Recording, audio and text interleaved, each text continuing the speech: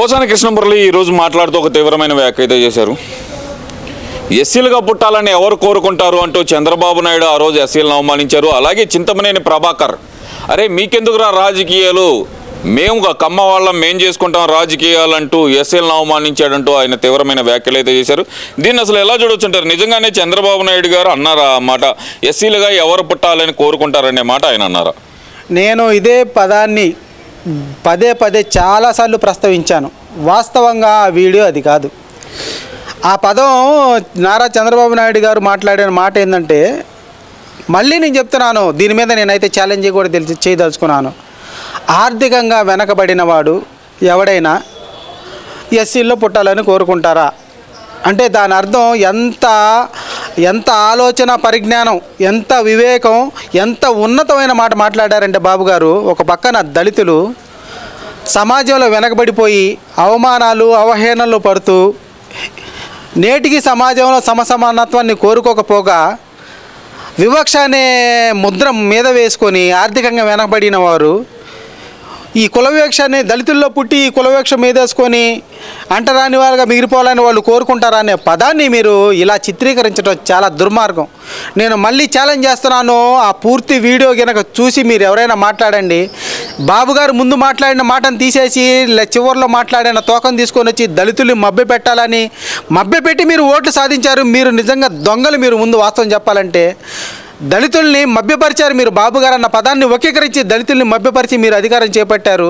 నేను మళ్ళీ అదే నా దళిత సోదరులకి, నా దళిత సమాజానికి మళ్ళీ చెప్తున్నా, మీరు ఆ ఒక్క వీడియో పూర్తిగా చూడండి. బాబు గారు మాట్లాడిన మాట, ఆర్థికంగా వెనకబడిన కులాలు, ఆర్థికంగా వెనకబడిన దళిత జాతి ఎవరైనా కానీ కుల వివక్షతో మళ్ళీ దళితుల్లో పుట్టారనే మాట బాబు గారు మాట్లాడారంటే దాని అర్థం ఏంటి? దళితులని ఆర్థికంగా అభివృద్ధి చేయగలిగిన నాడే వాళ్ళు మేము అనగారిపోయిన వాళ్ళము, వెనకబడ్డ వారం అనే అసమానతలు తొలగిపోయి సమాజంలో కులం అనే పదాన్ని దూరం చేసుకోగలుగుతారు.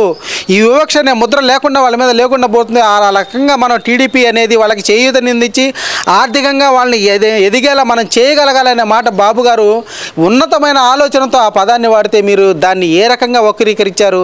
మీ వక్ర బుద్ధులు, అబద్ధపు మాటలు, మోసాలు, హత్య రాజకీయాలు ఇలాంటివి చెప్పి అధికారం చేపట్టాలనుకోవడం చాలా నీచం. సమాజంలో చాలా హేయం ఇది. మీకు చిత్తశుద్ధి ఉంటే వాస్తవాలు నేను మళ్ళీ నా దళితులందరికీ నేను ఒకటే చెప్పదలుచుకున్నాను. వాస్తవాలు తెలుసుకొని రేపు 2024లో ఓట్లేయండి. దళితులు అనేవాళ్ళు బాబు గారి మాట అన్నారా లేదా అన్న వాస్తవాన్ని నిజాన్ని తెలుసుకోండి. ఆయన అన్న పదాన్ని వక్రీకరించి మళ్ళీ మిమ్మల్ని మోసం చేయాలనుకుంటున్నారు. క్రైస్తవులుగా మళ్ళీ మీ మధ్య ముందుకు వస్తున్నారు. క్రైస్తవుల మత ప్రచారాలతో మళ్ళీ ముందుకు వస్తున్నారు, మేము ఆదరిస్తామని చెప్పి దళితులని ముందుకు వస్తున్నారు. ఇలాంటివన్నీ ఎవరు నమ్మబాకండి. టీడీపీ అధికారంలో ఏ నాయకుడైతే దళితులకు న్యాయం చేయగలిగాడో, ఏ నాయకుడైతే 27 సంక్షేమ పథకాలు ఇచ్చి మనల్ని ఉద్ధరించారో, ఏ నాయకుడైతే మనకు అన్ని రకాలుగా ఆదుకున్నాడో వాళ్ళని అది ఏ గవర్నమెంట్ నీతి నిజాయితీగా గ్రహించండి. వాళ్ళకే పట్టం కట్టాలని నా దళిత సోదరులందరికీ నేను చేతులకి మొక్కుకుంటున్నాను. ఇన్ని రోజుల నుంచి సైలెంట్గా ఉన్న పోసాని కృష్ణమురళిని మళ్ళీ ఎందుకు దింపారంటారు? వీళ్ళందరూ ఈ పోసాని మురళీకృష్ణ లాంటి వీళ్ళందరూ పేమెంట్ గాళ్ళు, పేటీఎం గాళ్ళు. వీళ్ళు వాస్తవంగా సమాజంలో ఒక ప్రాముఖ్యత కోలుకొని ఒక పార్టీకి భజన చేస్తూ వాళ్ళకి ఊడిగం చేసి బానిసత్వం చేయాలని వీళ్ళందరూ సిద్ధపడ్డారు. వీళ్ళ వల్ల సమాజం చాలా ప్రభావితం అవుతుంది. ఒక సమాజం చెడిపోవటానికి వీళ్ళందరూ దానికి ప్రాతినిధ్యం వహిస్తున్నారు. వీళ్ళు ఒక తప్పుని ఒప్పుగా, ఒక మంచిని చెడుగా చిత్రీకరించడానికి దేనికైనా సిద్ధపడ్డారు. వీళ్ళు వాస్తవాన్ని అవాస్తవాన్ని వాస్తవంగా మాట్లాడటం వీళ్ళకి వెనత పెట్టిన విద్య. వీళ్ళకి వెనకాల ఇచ్చే చందాలు ముడుపులు వీళ్ళ చేత కార్యక్రమాలు చేస్తున్నాయి. ఇలాంటి దొంగ నాటకాలు ఆడే నీచ రాజకీయ నాయకుల్ని మాత్రం, ఇలాంటి కుటిల మాటలు మాట్లాడే ప్రతి ఒక్కరిని తిప్పికొట్టాలి. సమాజంలో తిరగనిచ్చే పరిస్థితి అయితే ఉండకూడదు. అసలు వీళ్ళంటి వాళ్ళని సమాజాన్ని తప్పుదోవ పట్టిస్తున్నారు, అబద్ధాన్ని నిజానగా ప్రచారం చేస్తున్నారు.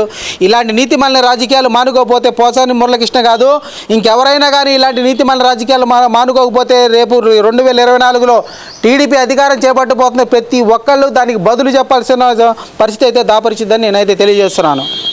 ముఖ్యంగా చూస్తే కనుక జగన్మోహన్ రెడ్డి ఈ మధ్య కాలంలో కంగారు పడుతున్నారు. ఎందువల్ల అంటారు? జగన్మోహన్ రెడ్డి కంగారుకి ముఖ్యమైన కారణం ప్రజాశ్రేయస్సు కోసం ప్రతిపక్షాలన్నీ ఒక తాటిపై రావటానికే దానికి ముఖ్య కారణం. ప్రజల సంక్షేమం కోసం, రాష్ట్ర అభివృద్ధి కోసం వాళ్ళందరూ చేయి కలిపి ఏకమై ఎన్నికల్లోకి ముందుకెళ్దాము, ఇది రాష్ట్ర భవిష్యత్తుకి మంచిగా ఉపయోగపడుతుంది. రాష్ట్రం అభివృద్ధి చెందడానికి, రాష్ట్ర ప్రజలు ఆర్థిక అసమానతలు తొలగిపోయి ప్రతి ఒక్కళ్ళు వాళ్ళ జీవితాలని వాళ్ళు సరిదిద్దుకోవడానికి బాగుంటుంది మన ఐక్యత అనే ఉద్దేశంతో కూటమిగా ఏర్పడి ఎప్పుడైతే ముందుకు వచ్చారో జగన్మోహన్ రెడ్డి వెన్నులో వణుకు పుట్టింది వాస్తవం చెప్పాలంటే. ఈ 3 కూటముల ఐక్యతని జగన్మోహన్ రెడ్డి ఆలోచించుకొని నాకు ఓటమి తప్పదని మనసులో నిర్ణయించేసుకున్నాడు. రానున్నది కూటమి మహావిజయం అని నేనైతే ఘంటాపథంగా చెప్పదలుచుకున్నాను. ఎందుకంటే జగన్మోహన్ రెడ్డి గారు దీనికి కారణము మీరే.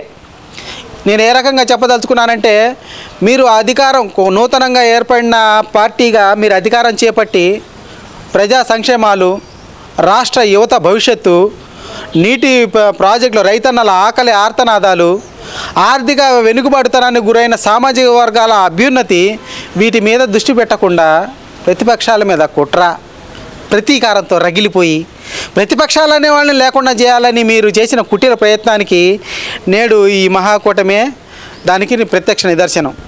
మీరు చాలా ద్రోహం అయితే చేశారు జగన్మోహన్ రెడ్డి గారు. రాష్ట్రంలో ప్రతిపక్షాలు అనే వాళ్ళని లేకుండా చేయాలని మీరు ఏదైతే నిర్ణయించుకున్నారో అది ప్రజా గొంతుకునే నొక్కేయటం అని మీరు ఒకసారి ఆలోచించుకోండి. ప్రతిపక్షాలే లేకుండా చేస్తే మీది నియంతం కాదా? మీది నియంత ప్రభుత్వం కాదా? మీరు అదేం ఆలోచన? ప్రజా శ్రేయస్సుకై, రాష్ట్ర అభివృద్ధికై నూతనంగా మీరు పార్టీ అధికారం చేపట్టిన తర్వాత రాష్ట్ర సంక్షేమం కోసం, ప్రజల సంక్షేమం కోసం పనిచేయాలి. కానీ నిరంతరం ఈ ప్రతిపక్షాల నాయకుల మీద, కార్యకర్తల మీద ఈ గ్రౌండ్ లెవెల్లో రిపోర్ట్ తీసుకొని సర్చింగ్ చేసి వాళ్ళ మీద కేసులు ఏంటండి, దాడులు ఏంటండి? ఇంకో మాటతో చెప్పాలంటే మీరు ఏ సామాజిక వర్గాన్ని ఆదుకున్నారు చెప్పండి? ప్రతి మీటింగ్లో నా ఎస్సీ, నా ఎస్టీ, నా బీసీ, నా మైనారిటీ అని మాట్లాడుతున్నారు. ఎస్సీలకి న్యాయం చేశారా? ఎస్టీలకి న్యాయం చేశారా? మైనార్టీలకి న్యాయం చేశారా? ఏ బీసీలకి న్యాయం చేశారా?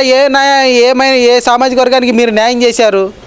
ఎస్సీలకి 27 దళిత సంక్షేమ పథకాలు ఉంటే వాళ్ళ వెనుకబాటుతో వాళ్ళ జాతి అభ్యున్నతికి సంబంధించి వాటిలో నుంచి మీరు ఏదైనా ఒక్కటి అమలు చేయగలిగారా? నేను ఇది అమలు చేయగలిగానని చెప్పారా? రాజ్యాంగ నిర్మాత బాబాసాహెబ్ అంబేద్కర్ పేరు పెట్టిన విదేశీ విద్యా పథకాన్ని కూడా ఆయన పేరు తీసేసి మీ పేరు పెట్టుకున్నారంటే మీరు ఎంతగా దిగజారిపోయారు? ఎస్సీలకి ఏమని చెబుతారో దానికి సమాధానం జగన్మోహన్ రెడ్డి గారు. అసలు మీరు ఏం పరిపాలన చేస్తున్నారో మీకైనా అర్థం అవుతుందా? ఇంతమంది సలహాదారులను పెట్టుకున్నారు, మీరు ఎవరు మీకు ఇలాంటి సలహాలు ఇస్తున్నారో మాకైతే అర్థం కావట్లేదు. మీ పత్రాన్ని మీ చేతులారా మీరే తెచ్చుకున్నారు.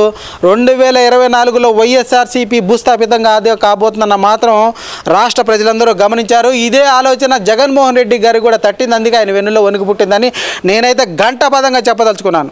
రాష్ట్ర వ్యాప్తంగా ఇడుపులపాయ నుంచి ఇచ్చాపురం వరకు 20 రోజుల పాటు బీభత్సంగా ప్రతి నియోజకవర్గం, అంటే ఆయన ఇప్పటిదాకా సిద్ధం సభలు పెట్టిన నియోజకవర్గాలు కాకుండా, పార్లమెంట్ నియోజకవర్గాలు కాకుండా మిగతా 20 నియోజకవర్గాల్లో నేను సభలు పెట్టబోతున్నాను, బస్సు యాత్ర చేయబోతున్నాను అంటూ జగన్మోహన్ రెడ్డి ప్రకటించిన తర్వాత ఎలా ఉన్నాయంటారు రాజకీయాలు? ఈ సిద్ధం, నేను సిద్ధం, నా బూతు సిద్ధం అంటూ జగన్మోహన్ రెడ్డి చేపట్టిన బస్సు యాత్ర మీద మీ అభిప్రాయం ఏంటి? ఈ సిద్ధం అనే బస్సు యాత్రల మీద జగన్మోహన్ రెడ్డి చేయబోయే బస్సు యాత్రలు ఈ బస్సు యాత్రలు కాదు, రాష్ట్ర ప్రజలు నమ్మే పరిస్థితి అయితే లేదు. అది బస్సు యాత్ర కాదు, తుసి యాత్రగా లాస్ట్కు మిగిలిపోయిద్ది. అదొకటి వాస్తవం. మీరు ప్రతిదానికి మీరు సిద్ధం అని మీరు ఎలా మాట్లాడగలుగుతున్నారు? మీరు దేనికి సిద్ధం? మీరు నాడు పాదయాత్రలో మీరు ఇచ్చిన హామీలు నెరవేర్చారని మీరు సిద్ధం అనే మాట మాట్లాడారు. పోలవరాన్ని పూర్తి చేశారా? మద్యపానాన్ని రద్దు చేశారా? మద్యపానాన్ని నిషేధించారా? లేదు. ఉద్యోగస్తులకి న్యాయం చేశారా? మీరు ఏదైతే ఆ రోజు సిపిఎస్ రద్దు చేస్తారన్న మాట అది నెరవేర్చారా? మీరు ఏమి నెరవేర్చారని మీరు సిద్ధం అనే మాట మాట్లాడుతున్నారు. రైతులకి ఏంది, నేడు రైతులు జాతీయ హోదా కలిగిన పోలవరాన్ని మీరు ఏమైనా పూర్తి చేయగలిగారా? మీరు ఏం చేయగలిగారని మీరు సిద్ధం అనే పదం మాట్లాడుతున్నారు.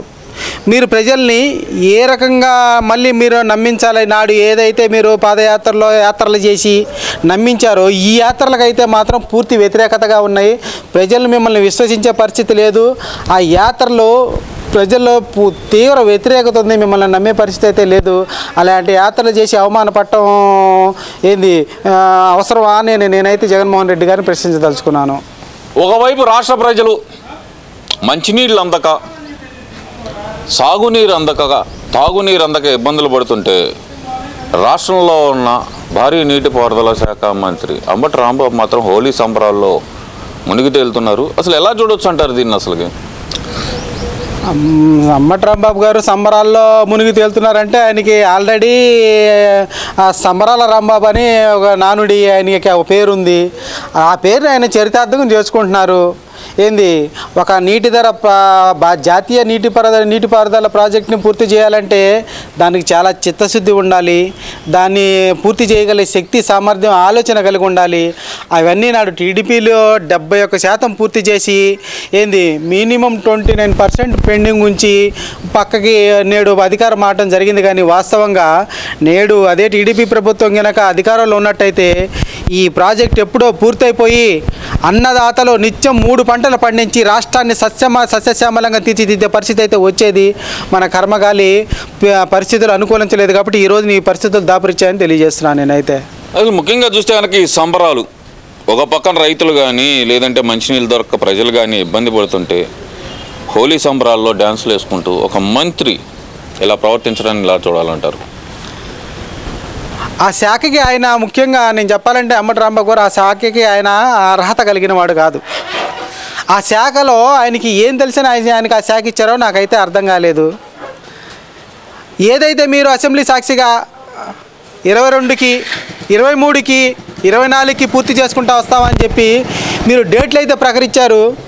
అంతకుముందు అదే శాఖకు పనిచేసిన అనిల్ కుమార్ గారు అయితే గొంతు చించుకొని మరి ఆ రోజు బహిరంగంగా గొంతు చించుకొని ప్రతిపక్షాల మీద విరుచుకుపడి మేము 2024 డిసెంబర్ అని పెద్దగా కేకలేసి మరి చెప్పారు. మరి ఆయన మాట దాటిపోయింది, ఈయన మాట కూడా దాటిపోయింది. వాస్తవం చెప్పాలంటే వీళ్ళు మాటల మంత్రులే కానీ చేతల మంత్రులు కాదు. ఆ శాఖకి అర్హత కలిగిన వాళ్ళు కాదు. దీనికి పూర్తిగా అధికార పార్టీ వైఫల్యం చెందిందని నేనైతే గట్టిగా చెప్పదలుచుకున్నాను.